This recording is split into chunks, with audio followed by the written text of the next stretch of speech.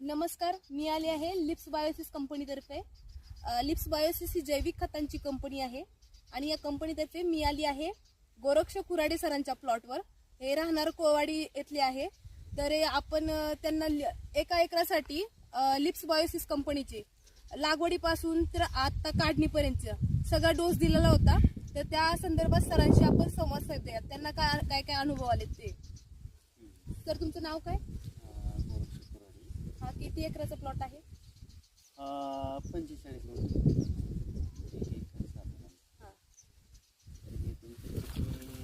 सर्वप्रथम वापरलेलं हा